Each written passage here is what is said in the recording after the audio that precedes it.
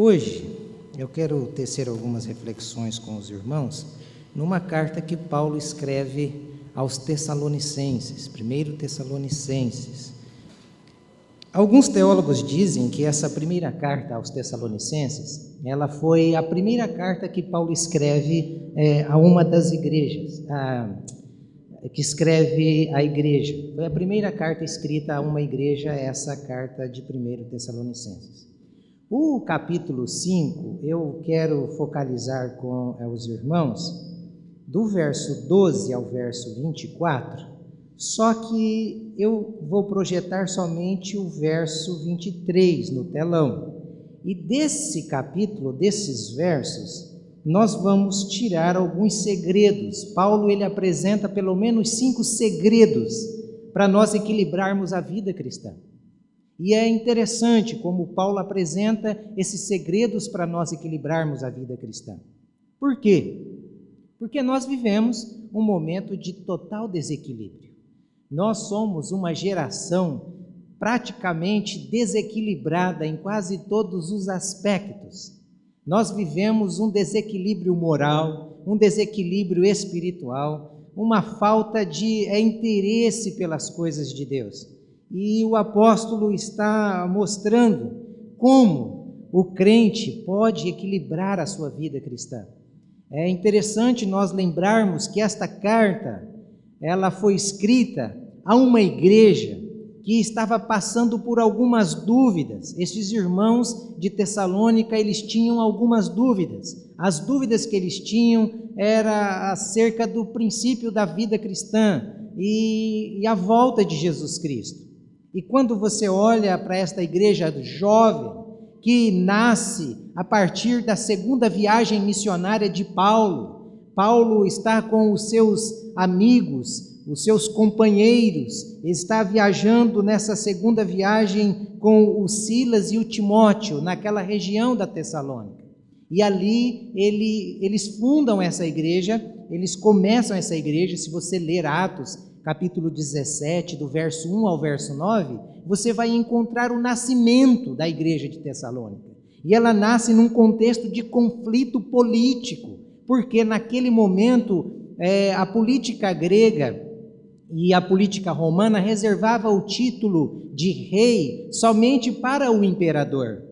E Paulo chega naquela região dizendo que Cristo, o Senhor Jesus Cristo, Ele é o Rei que veio para governar, Ele é o Rei que está voltando para buscar o seu povo e governar o seu povo. E por conta dele usar este título de Cristo como Rei, há então um conflito nessa viagem missionária, e desse conflito nasce a igreja aos Tessalonicenses. Então, para nós focalizarmos esses segredos para equilibrarmos a vida cristã, eu leio este verso que está projetado aí. Verso 23 de Tessalonicenses, capítulo 5. Que o próprio Deus de paz, preste bem atenção na leitura, viu, irmãos? Que o próprio Deus de paz. Então, olha só, Paulo está dizendo que Deus não é Deus de guerra. Se tem guerra, se nós estamos vivendo em guerra, se nós vivermos em conflitos, seja na família ou em qualquer ambiente, significa que Deus não está nestes conflitos. Deus não é Deus de guerra. Deus é Deus de paz. Quando Ele entra na guerra, Ele entra para dar a vitória. Deus guerreia pelos seus, mas Deus não participa, Ele não gera guerra. Às vezes a gente, por ser mau crente, a gente arruma confusão e diz, não, isso é uma aprovação de Deus. Não, isso não é uma aprovação de Deus. Isso é um desequilíbrio emocional e espiritual da nossa parte. Conflitos existem. Claro, sempre vai haver, sempre houve. Conflito acontece lá no céu, quando Satanás, você percebe que toda a origem de conflito não é em Deus. A origem de todo conflito é sempre uma origem maligna. É o diabo que começa o primeiro conflito. Mas esse conflito se estende como consequência dos nossos pecados. Então, o Paulo já está corrigindo mostrando àqueles irmãos, àquela igreja nova que nascia, que o Deus que Paulo pregava era um Deus de paz. E ele diz: o Deus de paz os santifique por partes? Não, olha o que o texto diz: inteiramente. Que todo o espírito, alma e corpo de vocês seja conservado irrepreensível na vinda de nosso Senhor Jesus Cristo. Amém. Que o Deus e Pai abençoe essa palavra ao nosso coração e que possamos crescer a partir dela, como pessoas dispostas a viver o Evangelho e a amadurecer pelo Evangelho. É o que te pedimos, Senhor, em nome de Jesus. Amém. Irmãos, prestem bem atenção aqui neste texto. Primeiro,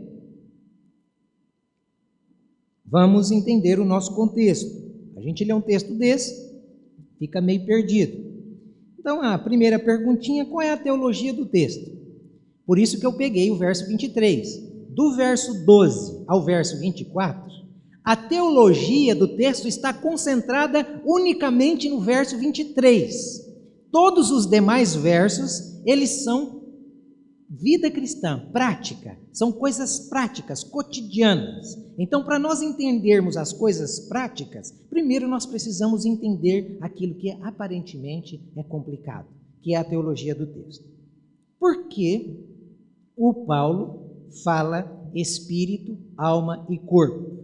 Na sua mente, na minha mente, na mente de muitos pastores, às vezes nós pensamos que o Paulo está dividindo o ser humano em setores, não é? Quantos usam esse texto para defender a teologia da tricotomia, que é a tripartite, o homem como espírito, como alma, como corpo?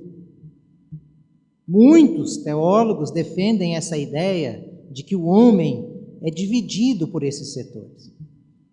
Mas será que é isso que o Paulo está dizendo? Não.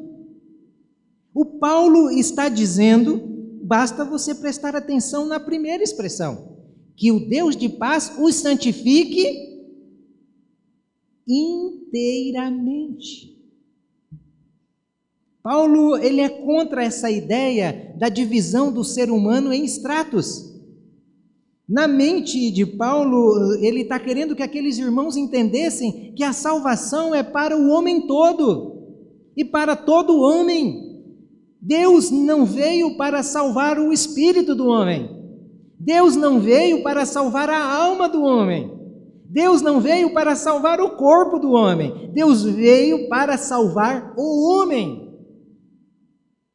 Então, essa ideia de tricotomia é uma ideia, eu acho que grega, mas não bíblica. Tanto é que todo judeu, ele vê o homem como monolítico, como um ser, não dividido. Aí você pode estar pensando, mas e aquele texto de Hebreus quando diz que a palavra de Deus é poderosa para dividir o homem, para dividir espírito, alma e corpo, juntas e medulas? É simples, leia o texto novamente. A palavra de Deus é poderosa para dividir aquilo que é indivisível. Juntas e medulas, a medicina diz que é inseparável. Então, o foco daquele texto de Hebreus é o poder que a palavra de Deus tem. Ela é capaz de dividir aquilo que não se divide. E aqui o Paulo está retomando essa ideia para dizer para nós que Deus não trabalha separadamente. Sabe aquela ideia assim, o espírito está pronto, mas a alma, ela tem que morrer ainda? Não, Deus trabalha por completo em nós. Deus não trabalha separadamente, mas é na totalidade. É no espírito, é na alma, é no corpo. Ele trabalha no ser humano. E aí você percebe a teologia de Paulo. Ele começa descrevendo a antropologia, como que o homem é formado. O homem é formado talvez dessas três coisas, mas sem essas três coisas não há existência.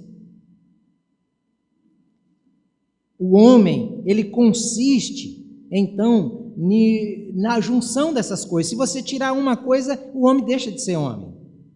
O ser humano deixa de ser vivo.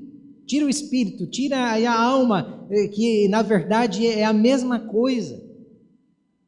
Então essa é a teologia. Paulo está defendendo a ideia que o homem é monolítico, que o ser humano ele é um ser que Deus veio para salvá-lo por completo, para tirar do pecado por completo. Depois o Paulo apresenta a perseverança dos santos. Ele vai dizer que aqueles que Deus chamou, eles serão conservados. Pensa num Deus que tem um vidrão de conserva bem grande. A ideia é essa. E ele abre aquele vidro e vai colocando os crentes, os nascidos de novo, dentro desse vidro.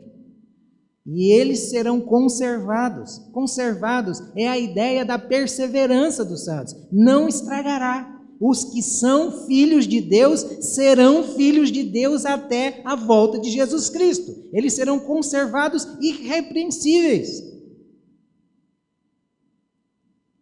E o terceiro fundamento que o Paulo apresenta é a parousia, a segunda volta de Jesus. Ele diz, eles serão conservados. Até quando? Até a volta de Jesus. Então, em todas as cartas, Paulo evidencia essa questão da volta de Jesus. Você e eu precisamos nos preparar cotidianamente, porque Jesus está voltando. Jesus está prestes. Hoje, quando nós cantávamos o hino, que vencendo vem Jesus, gente, isso nós devemos cantar com toda alegria, porque Ele venceu. E Ele está voltando. E nós estamos sendo conservados no meio dessa sociedade por Ele. É só por Ele. Não é pelos nossos esforços, mas é por Ele e pela palavra dEle. Então, o que é que o Paulo está querendo deixar claro? Ele está querendo deixar a ideia de como ele vê o homem. Ele vê o homem como um ovo. O homem é um ovo.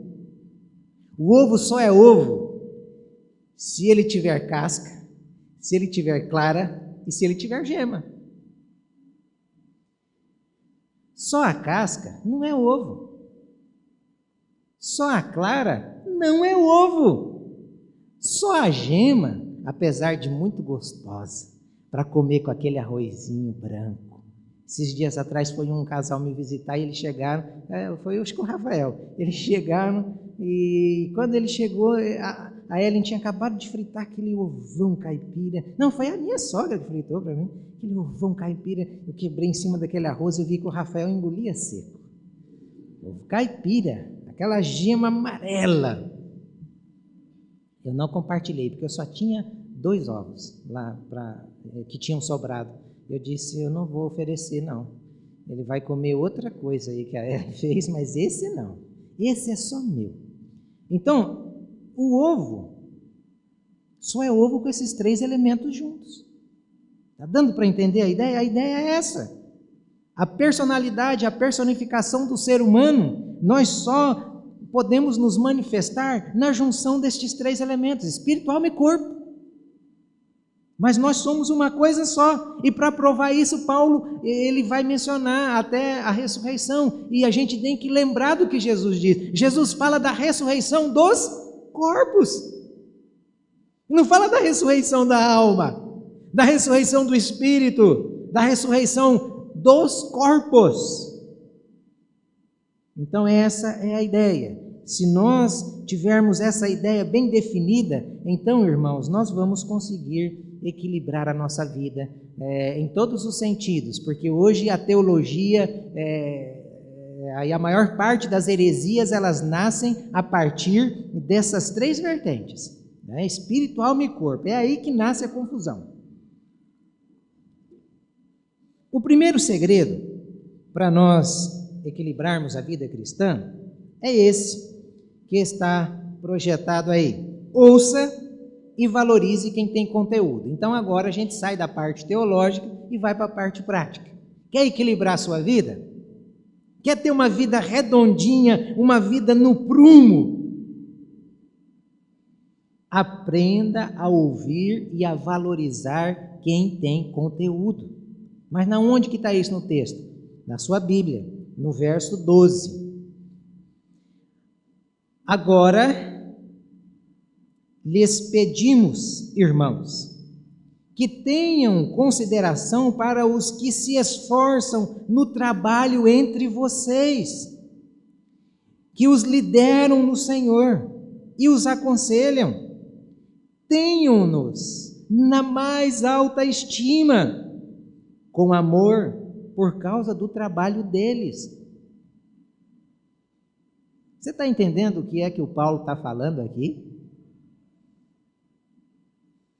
Então, quando você chegar lá na sua casa, qualquer pastor ou irmão que estiver vindo aqui pregar, e ele acabar o sermão dele, quando você chegar lá na sua casa, no domingo, depois do culto, você não coloca ele dentro de um prato como se fosse o frango da noite. Agora vamos comer a nossa refeição. O prato é o sermão do pastor. Aí você desossa, você acaba com tudo. Hoje nós vamos mudar o cardápio. O foco não vai ser o pastor, vai ser o louvor. Então vamos desossar com tudo. Não, hoje é o irmão tal, então vamos comê-lo. É assim que o Paulo está dizendo? Não. Paulo está dizendo que aqueles irmãos deveriam valorizar, deveriam ter aqueles que estavam na frente, liderando, aqueles que gastavam tempo para estudar e para ensinar a palavra a eles deveriam tê-los na mais alta estima. Hoje, dependendo do lugar onde você vai, se você disser que é pastor, o cara nem vender para você ele vende. Por causa da pilantragem de alguns, grande parte dos sérios estão sofrendo. Mas nós não podemos colocar tudo num pacote e generalizar. Existem homens de Deus ainda. Existem pessoas que se dedicam ao estudo da palavra, pessoas que gastam tempo para trazer aquilo que é de bom e de melhor e de mais profundo para alimentar as ovelhas do Senhor Jesus. Existem, e estes devem ser valorizados. Nesse processo de crescimento, de equilíbrio, nós devemos aprender a abrir os nossos ouvidos. A quem? A qualquer um louco? Não. Aprenda a abrir os seus ouvidos a quem tem conteúdo para lhe ensinar. Paulo está dizendo isso. Não se agarre em você mesmo. É a mesma coisa de andar. Nesses dias eu estava pensando, nós precisamos de nos agarrar em alguém às vezes. Nesses dias que fiz a cirurgia, para eu caminhar bem, eu tinha que ter 2 muletas emprestadas pelo Emerson. Então eu precisava de me apoiar. E é horrível isso, essa sensação de dependência, mas é isso que Paulo está dizendo. Nós precisamos aprender a depender uns dos outros, para que nós não nos agarremos em nós mesmos. Imagine uma criança, quando ela está começando a andar. Fica o pai num canto aqui e a mãe no outro e fica parecendo assim, bobão, né? Coloca aí a criança, vem, ela dá os passinhos e ela vai, e se tiver alguma coisa perto, ela já se agarra, porque ela pensa que vai cair. Daí o pai vai lá, tira aquele negócio para a criança não ter onde se agarrar, até que ela firma os passos. Mas até que você firme os seus passos, você precisa se apegar em alguém, em alguma coisa. E em quem é que você tem se apegado? Tem conteúdo de Deus? Verdadeiramente tem conteúdo? Se não tem, meu irmão, troque de muleta, por favor. Mas saiba, Deus não quer que os seus filhos fiquem dependendo, de que alguém leia a Bíblia a eles. Você e eu precisamos aprender a desenvolver este equilíbrio, a começar a andar por nós mesmos, a partir das Escrituras Sagradas. E hoje, sabe quem é que tem valor? Sabe quem é valorizado? Basta a pessoa ter uma carinha bonitinha, aparecer na televisão, ele não tem conteúdo nenhum. Tudo que ele fala é contrário ao que as Escrituras dizem. Mas por ele ser bonitinho, um atorzinho, aí tudo que ele fala vira autoridade. Você já parou para pensar nisso? É bem assim que funciona. Aí você sai daqui e fala, ai, eu gosto tanto daquele que prega daquele jeito. Mas peraí, qual é o conteúdo que ele está passando? Você gosta do que ele, da forma que ele se expressa, ou você gosta do conteúdo que ele lhe passa? Paulo está dizendo, aprendam a valorizar quem tem conteúdo.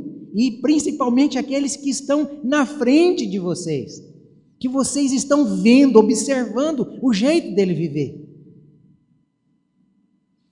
Sabe, irmãos, eu às vezes olho para o Eclesiastes, eu não olho como um livro.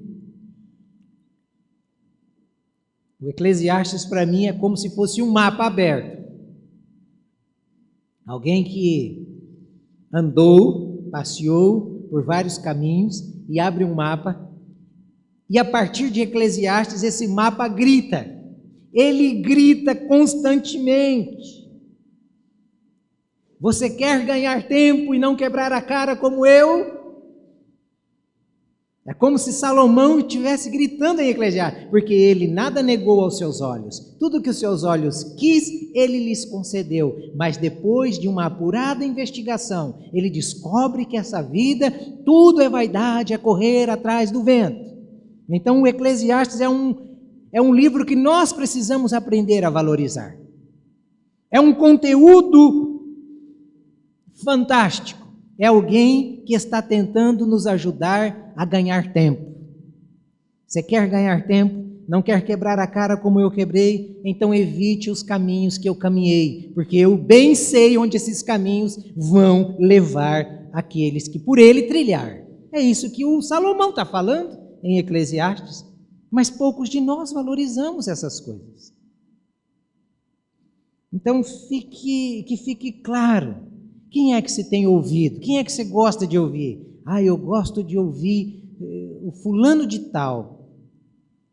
Tem conteúdo? Conteúdo bíblico? É bíblico mesmo? Você tem certeza? Quem é que te influencia? Ah, é a minha manicure. É o meu cabeleireiro. É o meu amigo lá do boteco, que eu saio todos os dias do trabalho e paro lá para tomar uma com ele. É ele que me influencia. Nossa, você está bem acompanhado. Você está bem influenciado. Vai fundo.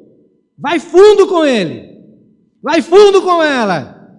Eles têm muito conteúdo para dar a vocês. Conteúdo, irmãos. Não é música. Conteúdo não é lazer. Conteúdo não é intelectualidade, conteúdo é Bíblia, é vida cristã, é Bíblia que transforma o nosso jeito de viver. Isso é conteúdo. Se não tem escritura, não tem conteúdo, é vazio, é lata com pedra e pouca pedra. Balança uma lata com pouca pedra para você ver o tanto de barulho que faz. Por isso que esses crentes que ficam com esses barulhão, dentro das igrejas é um barulhão. Eu desconfio, porque lata cheia não faz barulho. Lata cheia, você ouve pouca coisa, mas você sente que tem conteúdo. Chega perto de um santo, de um homem santo, para você ver como que só de você chegar perto dele, a presença dele te constrange. Você fica todo retraído, todo constrangido. Por quê? Eu não sou contra, tá? Que fique claro, irmãos. Ah, então será que não pode dar glória a Deus? Glorifica, faz o que você quiser, porque só você e Deus sabe. Mas eu estou dizendo que isso não é padrão para você medir o conteúdo existente dentro daquilo. Não é. Nunca foi. A igreja de Corinto era a igreja cheia de prodígios, dons e tudo, mas é a igreja que Paulo fala: vocês são carnais, vocês são crianças, vocês não aprenderam ainda a discernir as coisas. Valorize. O segundo princípio,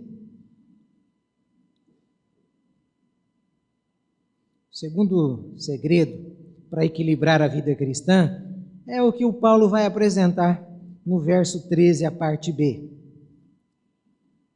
Vivam em paz com os outros. Esse é o segredo. Vivam em paz uns com os outros. Tá difícil hoje, hein? Viver em paz é como o Juliano mencionou na brincadeira. Casamento perfeito é só se se tiver um surdo e uma muda. E mesmo assim é perigoso ainda sair briga. E eu acho que vão brigar. Vão. Nós estamos fazendo um investimento para trazer o pastor Ricardo para falar neste sábado que vem para as famílias, para os casais, no domingo de manhã, especificamente para as famílias. Então você que está aqui nessa noite é convidado para estar domingo de manhã, ouvir o pastor Ricardo falando sobre família, sobre relacionamento. Eu espero que você venha e que você valorize, porque é um irmão que tem conteúdo, que tem propriedade para falar o que vai falar. Então, o Paulo continua no verso 14 dizendo: exortamos vocês, irmãos, a que advirtam os ociosos, confortem os desanimados, auxiliem os fracos, sejam pacientes para com todos. Paulo está dizendo: é impossível manter o equilíbrio emocional num ambiente bélico, num ambiente de guerra, onde nós vivemos ferindo um ao outro. Paulo está dizendo: aprendam a viver em paz. Vivam em paz, por favor. Mas para viver em paz é um aprendizado. Num ambiente de guerra, de desconfiança, de agressão, é impossível. É impossível paz e equilíbrio. É impossível. Perde-se o respeito, perdeu-se a alegria. Paulo está querendo que aqueles irmãos entendessem que Deus não os havia chamado para que eles vivessem armados, para que eles não estivessem prontos para dar a resposta ao mesmo nível ou subir o grau daqueles que falam contra nós. Às vezes você vai conversar com alguém e você já vai armado, né? Às vezes a gente faz isso, nós já vamos armados. Paulo está dizendo: joguem as armas. Viver em paz é viver desarmado. Se nós vivermos desarmados, a paz estará em nós.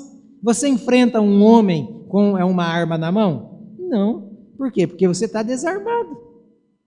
Agora coloque uma garrunchazinha, ainda que a bicha falhe, mas você vai tentar dar um pipoco nele também. E às vezes nós estamos armados no casamento, armados nos relacionamentos, armados na vida cristã, no convívio do trabalho, na escola. Aquele cara está querendo me derrubar. Então espera aí, eu vou ficar armado. Tudo que ele fizer, eu vou já estar aqui de antena. A nossa confiança tem que estar no Senhor, no Senhor. Agora, para viver em paz uns com os outros, você acha que é fácil? Não. É um aprendizado. Você acha que Paulo coloca esses 5 verbos de ação aí sem nenhum significado? Você prestou bem atenção nos verbos de ação que estão aí no texto? Paulo está dizendo: olha, você quer viver em paz uns com os outros? Para viver em paz uns com os outros, é preciso aprender a agir. A nossa ação, o nosso jeito de viver é que vai gerar paz.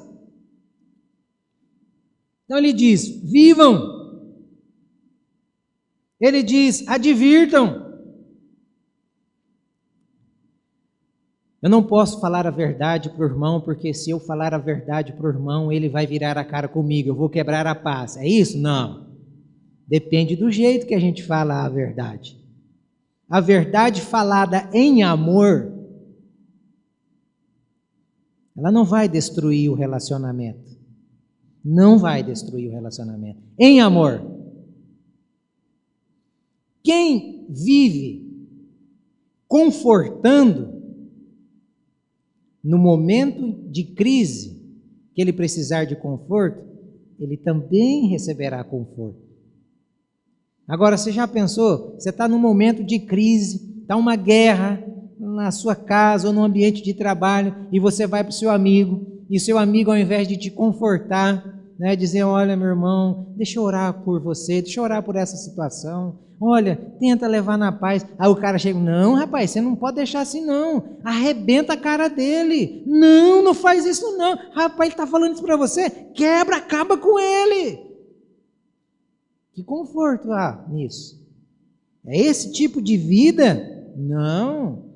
Paulo está dizendo: quem aprende a viver advertindo em amor, confortando em amor, ele será um auxiliador. Auxiliem, bem-aventurados aqueles que são chamados de pacificadores, porque os pacificadores herdarão o reino de Deus e o reino e a terra. Você já pensou se a terra não fosse herdada pelos pacificadores? Ah, não, esse pedaço de terra aqui é meu. Não, mas você pegou meio metro do meu terreno aqui, é meu. Não, e já vira uma guerra. Que pacificador? Pacificador é aquele que vem para auxiliar, para nos servir em amor, em santidade, em piedade. E aí Paulo diz, ele começa: vivam desse modo. E sejam, olha como ele termina: vivam, sejam, é uma constância. Só consegue viver em paz uns com os outros quem consegue desenvolver estas atitudes dentro de casa. E a paz começa dentro de casa, viu? Dentro de casa. Você quer ver uma pessoa que está vivendo em paz? É você olhar como o marido trata a esposa, como a esposa trata o marido. Na igreja você percebe que parece que as falas: oi, meu bem, oi, meu querido. Aqui na igreja é assim.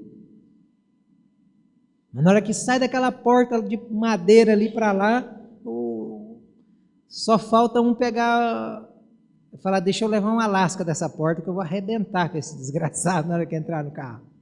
Não é assim? Dentro da igreja, nossa, que coisa linda, que casal maravilhoso, que fantástico. A paz deve ser manifestada primeiro em casa. Primeiro em casa. Depois ela se estende para o trabalho, para a escola e para todos os ambientes. Para todos os ambientes. Então, viver em paz é um exercício, irmãos. E nós podemos evitar discussões tolas, nós podemos evitar brigas por causa de coisinhas pequenas. Nós podemos evitar sangrias e ataques fúteis, que não nos levam a nada, que são desnecessários. Para nós criarmos esse ambiente de paz e de equilíbrio, nós precisamos então começar a evitar as pedradas, que a gente às vezes usa com palavras, as facadas, que às vezes a gente usa com verbos, com palavras que a gente joga na cara do outro, que dói mais do que uma facada. Vivam em paz. Esse é o segundo segredo para equilibrar a vida. O terceiro segredo para nós equilibrarmos a vida cristã é: preservem a alegria. Por favor, preservem a alegria. Verso 16: alegrem-se sempre. Olha, isso é um mandamento, hein? Alegrem-se sempre. É difícil isso daqui. Por isso que ser crente não é mole. É muito difícil, é complicado esse negócio.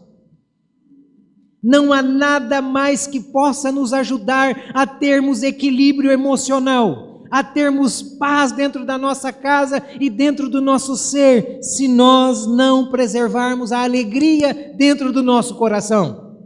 Pegue uma pessoa que está cultivando ódio, vingança, o desejo dela é vingar-se.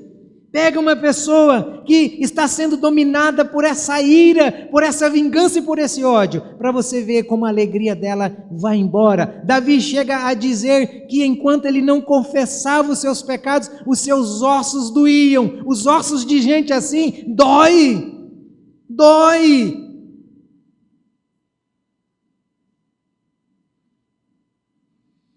Não deixe o ódio, o pecado, a vingança consumir a sua vida e tornar-te amargo.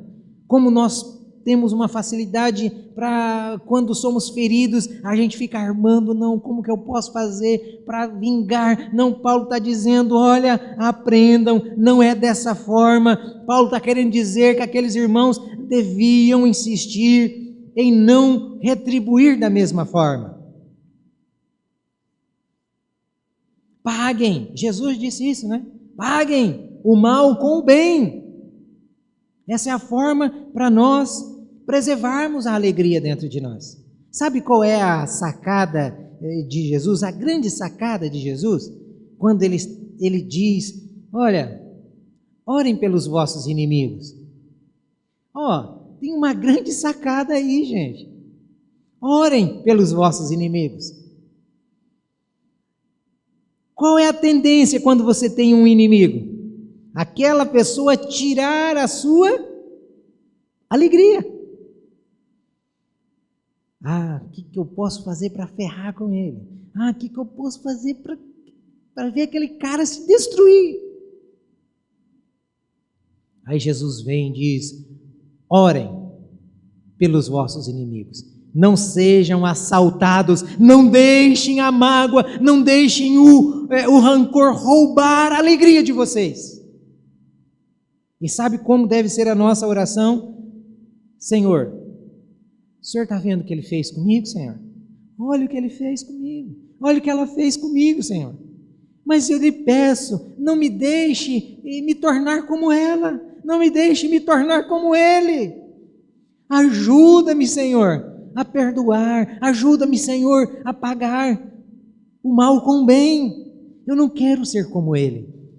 Pronto, você está preservando a alegria. Alegrem-se sempre. E Paulo insiste nessa questão de alegria nos versos 18 e nos versos 19. Olha como ele insiste na ideia da alegria. Deem graças em todas as circunstâncias, pois esta é a vontade de Deus para vocês em Cristo Jesus. Não apaguem o espírito. Em contrapartida de deem graças em todas as circunstâncias e não apaguem o espírito, leia num contraponto para você ver o que é que tira a nossa alegria, o que também rouba a nossa alegria. É a murmuração. Deem graças em todas as circunstâncias. Murmure em todas as circunstâncias, para você ver como que o Espírito apaga, ele murcha. E o que tem de crente, bola murcha. Você olha para a cara dele já estampa, parece que a tristeza em pessoa, a encarnação da tristeza chegou. Ele chega, o ambiente se entristece. Murcha. Coloca um galho de arruda atrás da orelha e murcha. Se ele for numa benzedeira, todos os ramos que ela, antes dela chegar, já estão tudo murcho. Não seja um crente bola murcha. Seja um crente bola cheia, um crente alegre, um crente que tem motivos de sobra suficientes para se alegrar. A nossa alegria, irmãos e irmãs, ela não depende dos fatores externos, ela não depende das coisas que estão fora.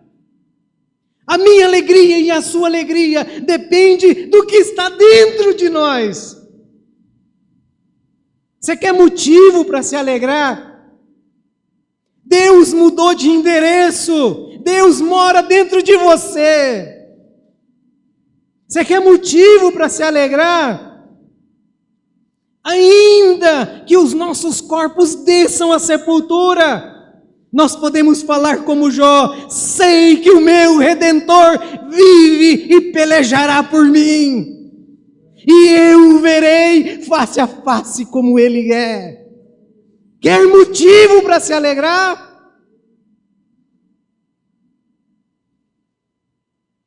Ele foi preparar um lugar. E ele disse que nesse lugar não haverá mais choro, não haverá mais tristeza, não haverá mais morte, não haverá mais dor, e Ele vai levar você, que tem o Espírito dEle morando em você, você que está alegre no meio de toda essa bagunça, desse mundo caótico, pecaminoso, triste, enfadonho. Ele vai levar você para esse lugar. Você percebeu que a alegria nossa não está pelas coisas que estão fora, mas é pelo que está dentro. Deus mora em mim. Poxa, Deus mora em mim, Deus mora em você.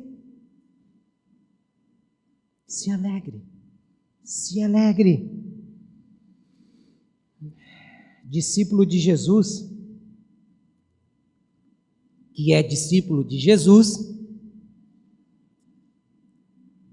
é gente alegre. Gente carrancuda, amarga, desconfie, viu? Está precisando de Jesus. A alegria do Senhor é a minha tristeza. Poxa vida, deem graças em tudo. O quarto segredo para nós equilibrarmos a vida cristã: amadureça para discernir.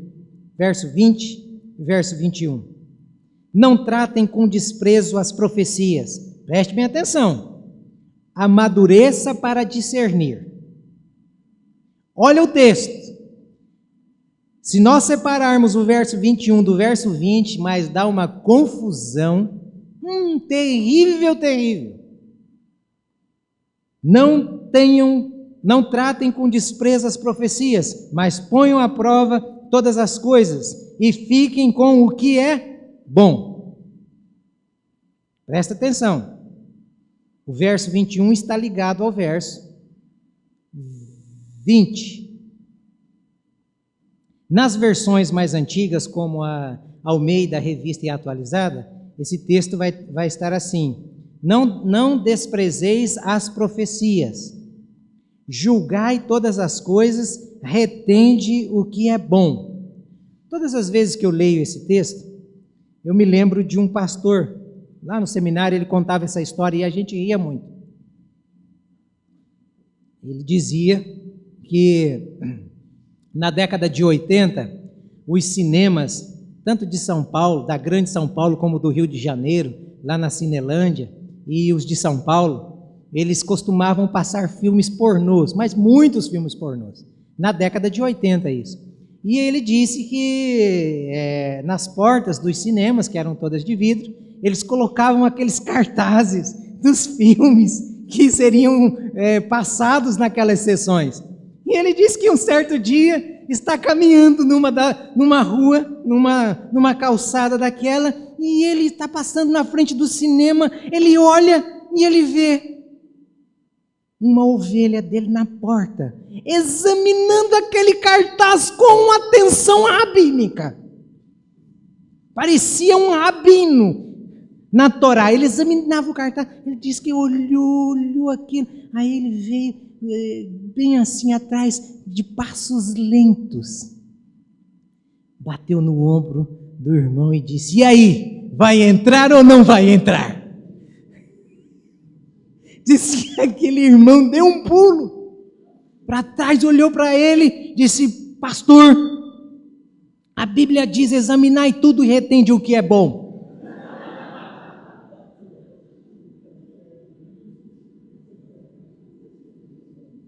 Aí o pastor olhou, disse: não, a Bíblia não diz isso não.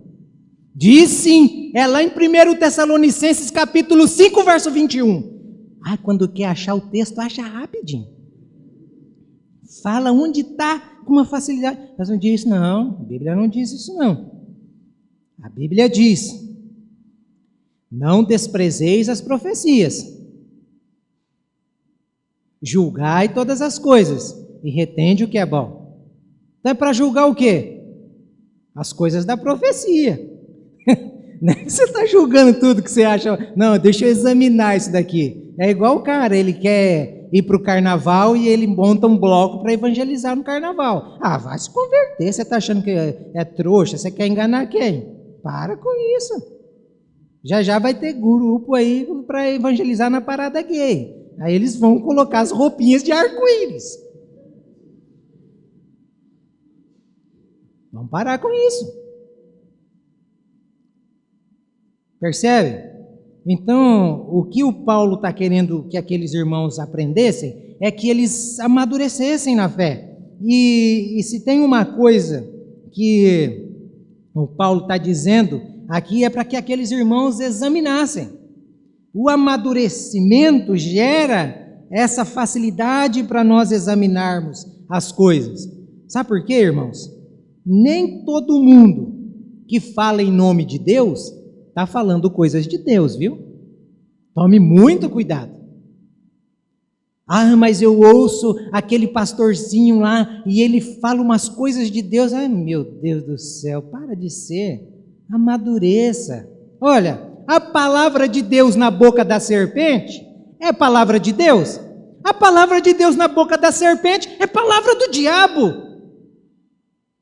A palavra de Deus na boca de Balaão não é palavra de Deus, é palavra do falso profeta. Amadureça, queridinho. Amadureça.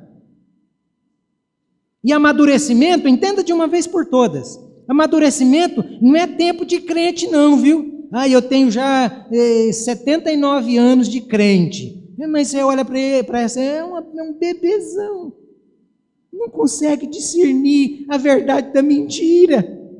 Não consegue olhar e saber, poxa, mas isso aqui não tem conteúdo, não serve para mim, não quero, muito obrigado. Não é esse estilo, não é isso que eu quero.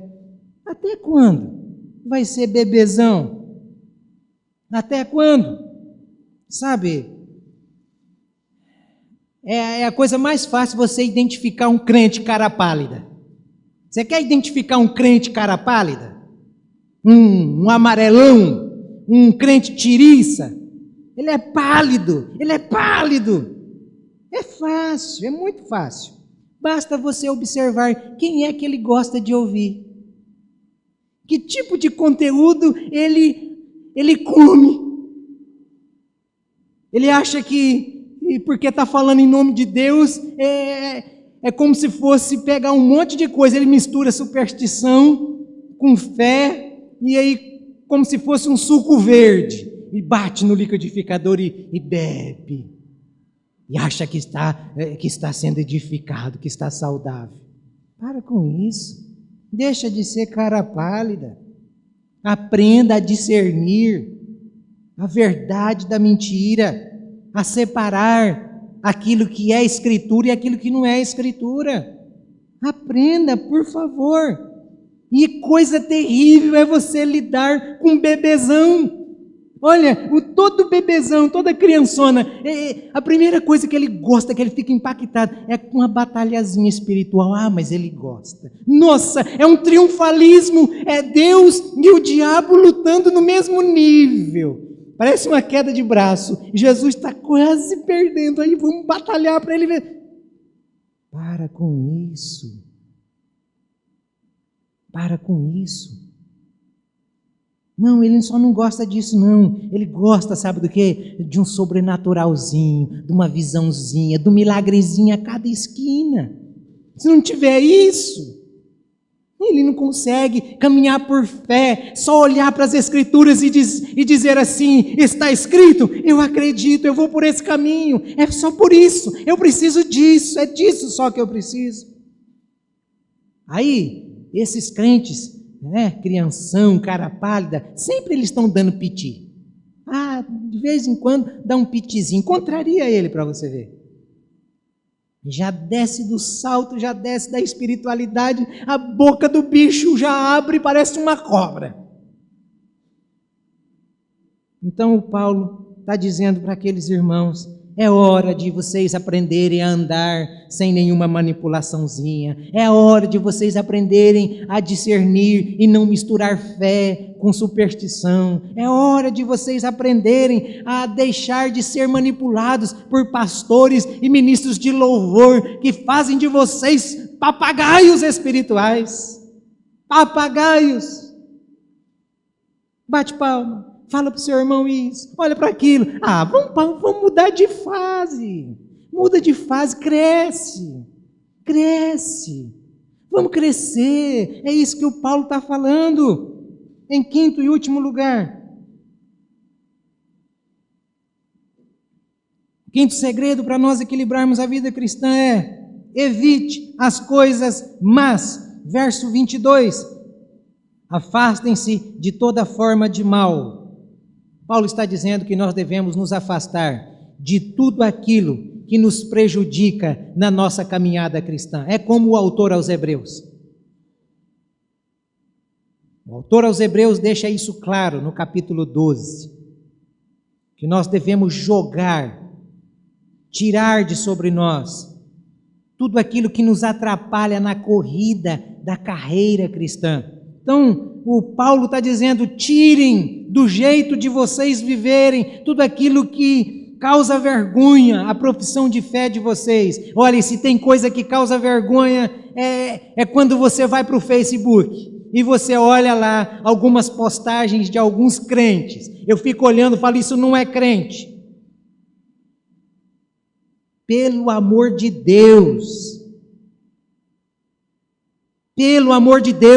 seja maduro, se converta. Você não vai subir para o céu desse jeito,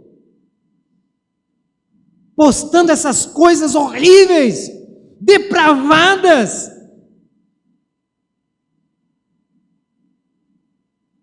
Você está envergonhando o Evangelho. E Jesus disse assim: ai daquele que for pedra de tropeço. Melhor lhe fora que amarrasse uma pedra de moinho no seu pescoço e se lançasse no mais profundo precipício, que é o mar. Se lance. Então nós precisamos aprender a evitar essas coisas más. O que tem de crente que vai em festa, e festa mundana, e volta de lá torto, embriagado, caindo, vomitando. O bicho não consegue nem chegar para a escola bíblica dominical, porque está numa ressaca, numa dor de cabeça. Ô infeliz, se converta!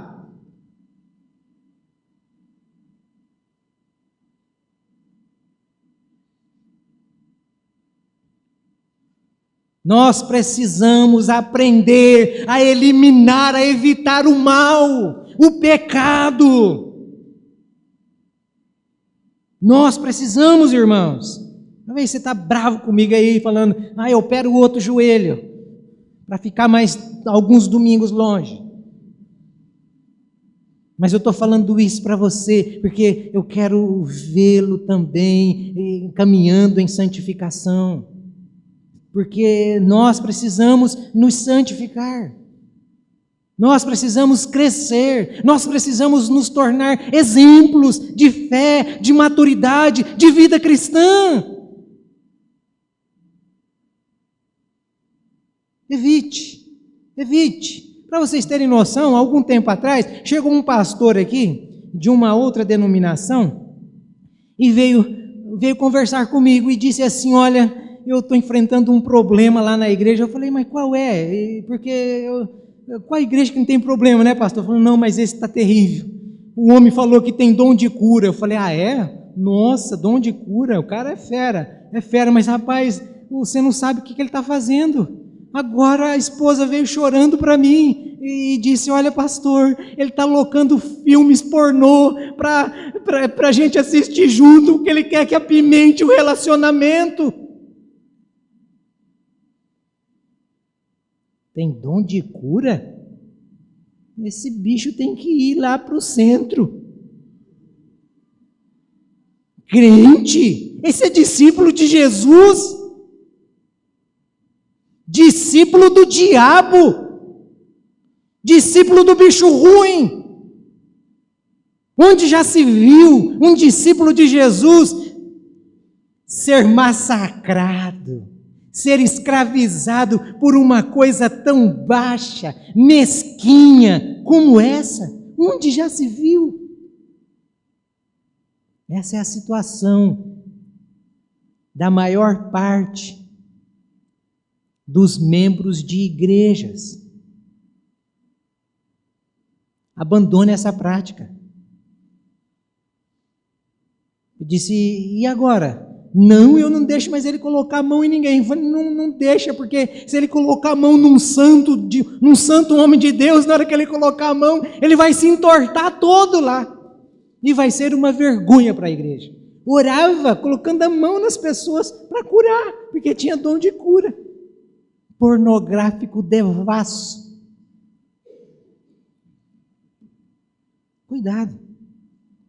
Cuidado, evite todo tipo de mau exemplo. Por que eu estou falando isso? Porque Pedro disse que nós não podemos nos comportar como a porca que volta à lama, falando para as mulheres, eu imagino, não se comporte como a porca que volta à lama. Quando ele se dirige aos homens, isso é minha interpretação aqui para ficar prática, quando ele se dirige aos homens, ele diz, não se tornem como o cão que volta para comer o próprio vômito, mais nojento ainda, para ver que o homem é mais devasso ainda. A porca pelo menos está na lama, rola para cá, rola para lá, se o tempo está quente, ela gosta mesmo de uma lama para ela ficar geladinha. Agora o homem é porco, é podre, mais porco do que a porca, a ponto de dizer, não faça como o cão que volta para comer o próprio vômito. E o que mais tem de gente hoje dentro das igrejas voltando para comer o vômito? Tome cuidado, evite o mal, aquilo que você posta é o que você é. Você posta lá no Facebook aquelas bobagens, aquelas coisas horríveis, você está dizendo, eu sou isso daqui, ó. É isso que eu sou. Então, para a gente concluir a nossa reflexão, a conclusão de Paulo, ela é fascinante. Por quê? Porque depois que o Paulo diz, olha, já que vocês aprenderam a valorizar e a ouvir quem tem conteúdo, já que vocês aprenderam que é preciso viver em paz uns com os outros, já que vocês aprenderam que é preciso preservar a alegria dentro de vocês, já que vocês aprenderam que é necessário amadurecer para discernir, e amadurece quem lê Bíblia, quem ora, quem tem vida com Deus, já que vocês aprenderam essas coisas, evitem o mal. E quando vocês evitam o mal, irmãos, coisas maravilhosas acontecem conosco. Olha como Paulo termina essa perícopa do capítulo 5, o verso 23, mais precisamente o verso 24. Eu não vou ler o verso 23, porque o verso 23 eu já li no começo, mas o verso 24... o Paulo vai terminar dizendo assim, é o que está grifado aí, aquele que os chama é fiel e fará isso. Aquele que os chama é fiel e fará isso. Fará o quê? Fará o que está no verso 23, que o próprio Deus de paz o santifique inteiramente, que todo o espírito, alma e corpo de vocês sejam conservados irrepreensível até a vinda do nosso Senhor Jesus Cristo. Não tinha forma melhor para o Paulo terminar essa carta. Não tinha. Sabe por quê? Paulo está dizendo, eu não estou sozinho, você não está sozinha nessa caminhada, nessa jornada. Se nós estivéssemos sozinhos, nós seríamos os desventurados homens, nós seríamos frustrados. Nessa aventura, nós estamos com Deus, Jesus que nos chamou. Paulo está dizendo, Ele que nos chamou, Ele mesmo que chama fará isso. Lembram do que ele escreve aos Filipenses? Aquele que começou a boa obra em vós é fiel e justo para completá-la até o dia de Cristo Jesus. Se somos discípulos de Jesus, se estamos ouvindo esta palavra como palavra de Deus, ela não serve para fazer com que corramos da igreja, fujamos de confrontos, mas ela nos serve para que mudemos de vida e tenhamos uma postura cristã, verdadeira e genuína. É essa sensação que todos nós crentes devemos ter, de que Cristo está no controle, Cristo está no controle, Cristo está no controle da minha vida, da minha casa, da minha família, Cristo está no controle. Eu me lembro, para finalizar, da ilustraçãozinha, dizem que um menino brincava dentro de um dos vagões do trem lá nos Estados Unidos e ele corria de um lado para o outro, brincando dentro daquele vagão, e ele era ainda pequeno, não era tão grande. E um homem sério dentro do vagão lhe perguntou, você está sozinho aqui? Ele disse, estou. Você não tem medo de ficar viajando nesse trem para lá e para cá? Não, eu não tenho medo nenhum. Mas como assim? Por que você não tem medo? Eu não tenho medo porque meu pai é o maquinista. E é essa que deve ser a certeza nossa. Eu não tenho medo dessa vida porque Cristo é o Senhor da minha vida. Eu não tenho medo de ouvir as verdades do Evangelho porque Cristo é o Senhor da minha vida e Ele quer aperfeiçoar a obra dEle em mim para que eu seja como Ele é de fato. É isso que Deus tem para falar ao nosso coração. Que Deus, o Pai, nos ajude a termos equilíbrio emocional e colocarmos Jesus como controle, como aquele que pilota a nossa vida. E antes de fazer qualquer coisa, consultá-lo. Jesus, é isso mesmo que tu queres, Senhor, não me deixe errar mais uma vez. Senhor, qual é a sua vontade, Senhor? Nós precisamos. Que Deus, o Pai, nos ajude a isso. Para nós encerrarmos isso daqui, eu quero convidar o Joselir, a Aline, a Nayara, nós vamos ensinar, e o Jacaré, né, Jacaré, na batera aí, vamos terminar esse culto cantando um hino 329 do cantor cristão. Sou feliz com Jesus. Você está triste? Ficou triste? Convide Jesus, Ele pode alegrar o seu coração. Que Deus abençoe os irmãos. Depois desta palavra, o Joselir impetrará a bênção apostólica e o culto estará encerrado. Cumprimente as pessoas próximas a você e tenha uma excelente semana, em nome de Jesus. Amém.